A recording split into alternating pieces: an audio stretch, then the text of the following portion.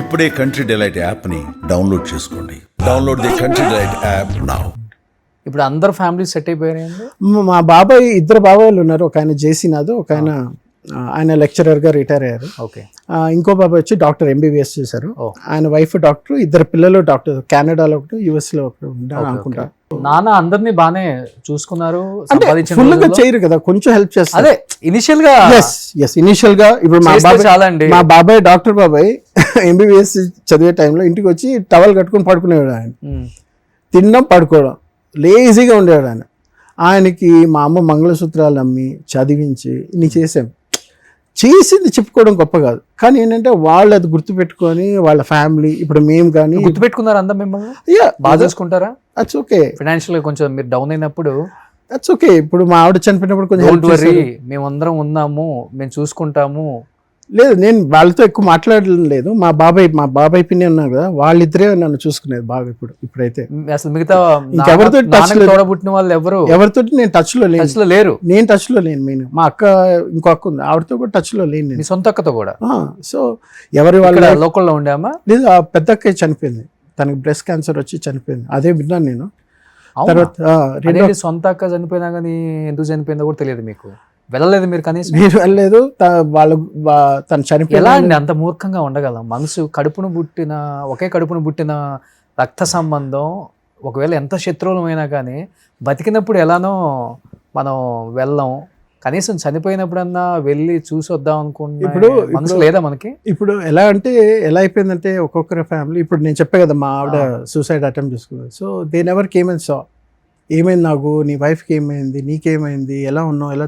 వాళ్ళు రాలేదు, వాళ్ళు అడగలేదు, మనం అడగట్లేదు. వాళ్ళు అడగడం లేదు, మాట్లాడడం లేదు, నేను అడగడం లేదు, నేను మాట్లాడడం లేదు. సో ఎవరికి వాళ్ళు అలా ఇండిపెండెంట్గా ఉంటున్నాం, అంతే. That is all. ఇంకొక అక్క ఉన్నారా? ఇంకో అక్క ఉన్నారు, తను బెంగళూరులో ఉంటుంది. ఏమన్నా మాట్లాడతారా మీతో? లేదు, తను కూడా మాట్లాడడం లేదు. నేను ఎవరితో మాట్లాడడం లేదు, వాళ్ళు నాతో మాట్లాడడం లేదు.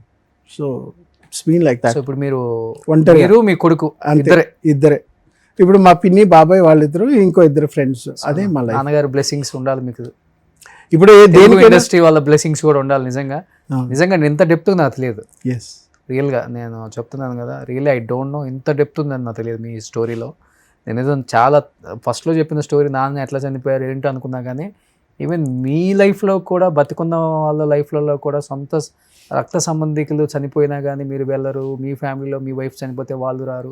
ఇప్పుడు ఇంకొక అక్క ఉంటే మీకు సంబంధం లేదు. ఓన్లీ ఒక బిడ్డను పెట్టుకొని మీరు బతుకుతున్నారు, అంతే. సో అందుకని ఇప్పుడు ఏంటంటే జీవితంలో మళ్ళీ ఏదో చేయాలి, సాధించాలి, ఆ కొడుకు కోసం బ్రతకాలి. ఏమైనా ఇప్పుడు ఫ్రెండ్స్ హెల్ప్ చేస్తారు, వాళ్ళు ఏమైనా అప్పులు ఉంటే వాళ్ళు అవి తీర్చుకోవాలి. మళ్ళీ struggle has started, but it's coming at a very late age. But ఏదైనా చేసుకొని బయటపడితే బాగుంటుంది. వీ హ్యావ్ టు సీ, అది లైఫ్. గ్రేట్ అండి, నిజం. నాన్న ధైర్యం మీకు వచ్చిందేమో ఆబ్వియస్లీ. ఇప్పుడు ఆయన క్యారెక్టర్, ఆయన బిహేవియరే వస్తుంది కదా, ఇంకేం వస్తుంది. సో ఎవరిని ఏం ఆడకూడదు, ఏం చేయకూడదు, మన సెల్ఫ్ రెస్పెక్ట్ అనేది చాలా ఇంపార్టెంట్ అనేదే ఉంటాం. ఎవరైనా హెల్ప్ చేస్తున్నారు, ఏమైనా చేస్తున్నారు అంటే ఇట్స్ ఫైన్. కానీ ఏంటంటే ఇప్పుడు ఈ ఇంటర్వ్యూలో మెయిన్ చెప్పాల్సింది ఏంటంటే clarification of what happened with my father. ఆయన ఎలాంటి మనిషి, ఆయనతో పాటు మా జర్నీ ఏంటి, నా జర్నీ ఏంటి అనేది ఇంపార్టెంట్. మిగతా వాళ్ళ జర్నీ ఏంటి నాకు తెలియదు, నేనేం చెప్పలేను. Okay. So that is there. But నాన్నగారి కాంబినేషన్లో ఇంతమంది హీరోయిన్స్, నాన్నకి కెమిస్ట్రీ బాగా వర్కౌట్ అవుతుంది చాలా మంది హీరోయిన్స్తో. అలా మీకు బాగా చాలా బాగుంది అనిపించింది అంటే అంత నవ్వుతున్నారేంటి? ఏమో ఉంటాయి కదా, పుకార్లు ఉంటాయి, పేర్లు ఉంటాయి. సో పుకార్లు నేను ఎక్కువ వినలేదు, కానీ నేను విన్నదైతే ఇద్దరిని. పేర్లు ఎందుకు తీయలేదు కానీ, అమెరికా అమ్మాయి సినిమా అప్పుడు దీప గారితో ప్రేమలో పడ్డారు అని. ఇంకొకటి సెకండ్ సినిమా అనుకుంటా, శారద గారు ఒక సినిమా, ఆ సినిమాలో చేసిన తర్వాత చాలా డీప్ లవ్ శారద గారిది, రంగనాథ్ గారిది. పెళ్లి చేసుకునే వరకు వెళ్ళిపోయింది. తర్వాత చలం పరిచయం అయ్యేసరికి ఈయనకి నచ్చక ఆమెతో మాట్లాడటం మానేశారు అని నేను విన్నాను. చాలా మంది చెప్తుంటే విన్నాను. మా నాన్న చాలా పెళ్లిళ్ళు అయిపోయి, లక్ష్మి గారు, హీరోయిన్ లక్ష్మి గారు, ప్రభా గారు, శారద గారు, దీపా గారు, చాలా మందితో పెళ్లిళ్ళు అయిపోయి గర్ల్ ఫ్రెండ్స్ అవి ఇవన్నీ పుకార్లు చాలా పేపర్స్లో వేస్తే మా మావయ్య, మా అమ్మ వాళ్ళ అన్నయ్య వాళ్ళంతా పరిగెత్తుకొని వచ్చి, ఏమైందమ్మా, ఏంటి బావగారు ఉన్నారా, వేరే పెళ్లి చేసుకున్నారా? సో ఆబ్వియస్లీ ఒక కెమిస్ట్రీ బాగా వర్కౌట్ అయింది స్క్రీన్ పైన అన్నప్పుడు మీకు తెలిసిందే కదా. Obviously there will be a rumour, yes వీళ్ళిద్దరే ఏమో జరగండొచ్చు, జరుగుతుందేమో, వీళ్ళు ఏమైనా ఆఫ్లైన్ ఏమైనా నడుపుతున్నారేమో, దట్ ఈస్ ప్రిటీ కామన్. కానీ శారద గారి విషయంలో ఇద్దరు చాలా డీప్ వెళ్ళిపోయారు అనే మాట వాస్తవం అండి. లేదు లేదు ఆ? లేదు. ఆ. శారద గారు మా ఫ్యామిలీ ఫ్రెండ్గా ఉన్నారు. చాలా మంది నాకు తెలిసి చాలా మంది ఫ్యామిలీ ఫ్రెండ్స్, మేము వాళ్ళ ఫ్యామిలీస్లో చూసాము, వాళ్ళు మా ఇంటికి వచ్చారు చూసాము. మా చిన్నప్పటి నుండి మా ఇంట్లో ఏ పెళ్ళి అయినా సరే సినిమా హీరోయిన్స్ చాలా మంది, కేఆర్ విజయ గారు, చాలా మంది. ఎందుకంటే మా ఫాదర్ కొంచెం టాల్, డార్క్ అండ్ హ్యాండ్సమ్, మంచి హైట్, మంచి వాయిస్, ప్లస్ ఆయన యాక్ట్ చేసిన హీరోయిన్స్ ఇంకెవరైనా ఉన్నా సరే కొంచెం క్లోజ్గా ఉంటారు. ఓకే. అది ఏమైపోతుందంటే ఈయన చాలా డిగ్నిఫైడ్ పర్సన్. ఆడవాళ్ళు ఎక్కడ అట్రాక్ట్ అవుతారంటే ఒక మగవాడు ఆడదాన్ని లెక్క చేయనప్పుడు అట్రాక్ట్ అవుతారు. సో ఆయన డిగ్నిఫైడ్గా ఉంటారు. ఆయన టెన్నిస్ ఎవరిని కేర్ చేయరు. ఆయన టెన్నిస్ అంటారు, ఫ్యామిలీ అంటారు, పిల్లలు అంటారు, ఆయన షూటింగ్ అంటారు, రాసుకుంటారు. అలాంటి వాళ్ళకి రెస్పెక్ట్ ఎక్కువ ఉంటుంది. అమ్మాయిల వెనకాల తిరిగితే ఇంకేముంటుంది రెస్పెక్ట్. సో అలాగే ఒక అభిమానం అనేది కాస్త 10 సార్లు ఎక్కడైనా కలిసినా సినిమాలో చేసినా అది అలాగే అనిపిస్తుంది. సొసైటీలో అలా మాట్లాడుకుంటారు. కానీ చలంగారితో పెళ్ళికి శారద గారు చేసుకుంటానంటే నాన్నగారు అసలు యాక్సెప్ట్ చేయలేదు, అసలు నువ్వు చేసుకోవద్దు, అది ఇది అని చెప్పి గొడవ చేశారు. No, I don't think so. అలాంటివి మన ఇద్దరమే కలిసి ఉందాం నాకైతే తెలిసి ఏం లేదు అలాగా. బట్ ఇలాంటి పుకార్లు వచ్చంటే నాకు కొంచెం ఇంట్రెస్టింగ్ ఉంది. నేను విన్నది ఎక్కువ శారద గారు, దీప గారు. మిగతా పేర్లు మీరు చెప్పిన నేను నా మేబీ అయ్యి ఉండొచ్చేమో, నాకు తెలియదు. బట్ చెప్తున్నా, ఆయన యాక్ట్ చేసిన హీరోయిన్స్ ఎవరైనా సరే అలాంటి పేర్లు వెంటనే వచ్చాయి. అది నేను చిన్నప్పుడు చూశాను. మా మావయ్య ఇంటికి రావడం, అడగడం ఏమైంది, హీరోయిన్స్ తోటి ఏంటి, వాళ్ళు పెళ్లి చేసుకున్నారా, ప్రేమించారా, పారిపోయారా, లేచిపోయారా, ఇవన్నీ పుకార్లన్నీ వచ్చాయి. అది చిన్నప్పటి నుండి చూసి మాకు అలవాటు అయిపోయింది. So there is nothing much in it. Okay.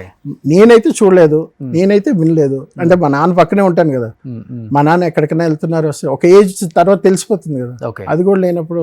నాన్నగారికి బాగా ఇష్టమైన యాక్టర్ ఎవరు ఇంట్లో ఎక్కువ ఆయన గురించి మాట్లాడటం అంటే హీరోస్లో మా నాన్నకి బాగా నచ్చిన యాక్టర్స్ అంటే నసీరుద్దీన్ షా. ఓకే. అక్కడ హిందీలో. తెలుగులో అయితే కమల్ హాసన్, అక్కడ చిరంజీవి గారు చాలా ఇష్టం. చిరంజీవి గారి కామెడీ టైమింగ్స్ చాలా ఇష్టం. Okay. As a friend, as a బ్రదర్గా చాలా ఇష్టం చిరంజీవి గారు. యాక్టర్స్ అంటే ఆయనకి నచ్చిన యాక్టర్స్ అంటే ఎవరు ఉంటారు? ఎన్టీ రామారావు గారు ఉంటారు, నాగేశ్వరరావు గారు ఉంటారు, ఎస్వి రంగారావు గారు ఉంటారు, సావిత్రి గారు ఉంటారు. అది కాకుండా అంటే క్లోజ్ ఫ్రెండ్స్ అంటే ఇప్పుడు మన శరత్ బాబు గారు, గిరిబాబు గారు, శరత్ బాబు గారు చాలా క్లోజ్. సో చలపతిరావు ఏమో లిటిల్ క్లోజ్. నేనైతే బాగా చూసింది శరత్ బాబు గారు. మా ఇంట్లో ప్రతి దానికి వస్తారు నాతో. మంచి ఫ్రెండ్స్. వెరీ. వాళ్ళ అమ్మ నాన్న చనిపోయినప్పుడు వచ్చారు ఆయన కూడా. ఆయన వచ్చారు. అమ్మ చనిపోయినప్పుడు వచ్చారు, నాన్న చనిపోయినప్పుడు రాలేదు అనుకుంటా. ఐ వాజ్ నాట్ వెల్ అనుకుంటా. ఓకే. ఇక్కడ ఫిల్మ్ చేంబర్ ఇక్కడ తీసుకొని వెళ్ళినప్పుడు ఈయన శివాజీ రాజా వాళ్ళంతా అప్పుడు వచ్చారు. ముగ్గురు పెళ్ళాంస్ నాన్న డైరెక్ట్ అండ్ ప్రొడ్యూస్ చేశారు కదా. ఇప్పుడు చూడండి లక్, ఫేట్ అనేది ఎలా ఉంటుందంటే నాకు 2-3 సార్లు ఛాన్స్. ఇప్పుడు మా నాన్నయ్య సినిమా మొగుడు పెళ్ళాంస్ అనేది తీయడానికి కారణం, తీసేటప్పుడు ఏంటంటే నువ్వు చేస్తావా నన్ను అడిగారు. నేను చేయను అన్న. దాని తర్వాత ఈ సినిమాలో హీరోయిన్ ఎవరు పెట్టాలి నన్ను అడిగారు. పడితే నేను రికమెండ్ చేసిన పేరు శివాజీరాజు. మీకు అర్థమవుతుందా? నేను చెప్తే రికమెండ్ చేస్తే పేరు వచ్చింది శివాజీరాజు. ఆయన పెట్టారు. సార్ టైటిల్ ఏం పెడతారా అంటే మొగుడ్స్ ఫిల్మ్స్ అనే టీవీ సీరియల్ వస్తుంది, ఇదేదో కొత్తగా ఉందన్నా పెట్టండి అన్న. ఇది ఏంటి సినిమా ఏంటంటే మిస్సమ్మా టైప్లో తీశారు నాన్న. ఓకే. మిస్సమ్మా సినిమాని దీనికి కొత్తగా మొగుడ్స్ ఫిల్మ్స్ అని తీశారు. ఏదో వచ్చింది అదేనా? పాత మిస్సమ్మ ఎన్టీ రామారావు, సావిత్రి గారు. సో అలాంటి స్టోరీ రా ఇది అంటే కొత్తగా చేయాలనుకుంటున్నా అంటే మరి ఈయన రాజేంద్ర ప్రసాద్ గారు మిగతా యాక్టర్స్ ఉన్నారు కదా కామెడీలో, లేకపోతే నరేష్ గారు వీళ్ళంతా ఉన్నారు. ఎందుకు నాన్న అంటే శివాజీ రాజు అయితే మనకి శాటిలైట్ రైట్స్ 20 lakhs ఏదో వస్తుంది, అదేదో అప్పుడు చెప్పారు. అది నాకు నాట్ ష్యూర్. బట్ అది చెప్పడం వల్ల ఏంటంటే అట్లీస్ట్ సినిమా ఏమైనా ఒకవేళ ఎలా అయినా సరే at least there is somebody who can do marketing for your movie. కాబట్టి ప్రొడ్యూసర్ కొంచెం సేఫ్ అవుతారు. కాబట్టి I think you should go with Sivaji Raja. ఆయన కొత్త అయినా ఆయనకు కూడా లైఫ్లో కొత్త బ్రేక్ వస్తుంది. ప్లస్ ఎలాగో ఆయన మా TV, if I'm not wrong, మా టీవీ రైట్స్ ఏదో శాటిలైట్ రైట్స్ నాకైతే కరెక్టే తెలియదు, 20 lakhsకి అయితే వస్తుంది. 50 lakhs ఎంత పెట్టి సినిమా తీద్దాం అనుకుంటున్నాం బడ్జెట్ అది అని చెప్పినప్పుడు. నానే ప్రొడ్యూసర్ కదా? నాన్న కాదు, వేరే ప్రొడ్యూసర్ ఏదో అన్నారు. లేదు ప్రొడ్యూసర్ కాదు, డైరెక్టరీ. మరి డబ్బులు పెట్టారో ఏమో కానీ ఆయన ప్రొడ్యూసర్ ఎవరైతే ఉన్నారో ఆయన వచ్చేసి మన ఈ బాడీ గార్డ్స్ వాళ్ళంతా ఇస్తారు చూడండి, చాలా కంపెనీస్కి బాడీ గార్డ్స్ లేకపోతే సెక్యూరిటీ ఫోర్సెస్ ఇస్తారు. దానికి ఆ సంస్థకి ఆయన ఒక పెద్ద CEO. ఓకే. ఆయన ప్రొడ్యూస్ చేస్తానంటే అప్పుడు నాన్న కూర్చొని చేశారు. నన్ను ఎన్నోసార్లు అడిగారు, నువ్వు చేయరా.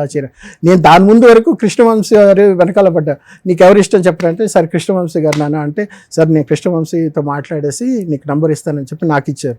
నంబర్ ఇస్తే అప్పుడే నితిన్ సినిమా ఒకటి జరిగింది చూడండి, ఏంటి హనుమంతుడు, నితిన్ గారు, ఓకే, చార్మి వాళ్ళంతా. ఆ టైంలో February, March 2005 if I'm not Sri Anjaneyam. అప్పుడు సరే నువ్వు మాట్లాడారంటే, సార్ నేను వెళ్తే హీరోగా చేయొచ్చు కదా, మన ఫీలింగ్ అలా ఉంటుంది కదా అనేసి అప్పుడు ఆయనతో మాట్లాడితే, అయిపోతుందండి ఈ మార్చ్కి అయిపోతుంది, దాని తర్వాత మనం కలుద్దాం అన్నారు. ఏనన్నా నేను కాల్ చేస్తే కృష్ణవంశీ గారు అంటే, ఈ సెట్ ఈ ask me to come and meet in March అంటే, అలా కాదురా, వాళ్ళంతా పెద్దవాళ్ళు రా, మనం అనుకున్నట్టు కాదు, నువ్వు అనుకున్నట్టు కాదురా, వాళ్ళంతా పెద్దవాళ్ళు, యూ హ్యావ్ టు గో. అదే చెప్పే కదా సినిమా ఇండస్ట్రీ అంటే, యూ హ్యావ్ టు గో, వెనక పడి అడిగి నేర్చుకొని చేయాలి.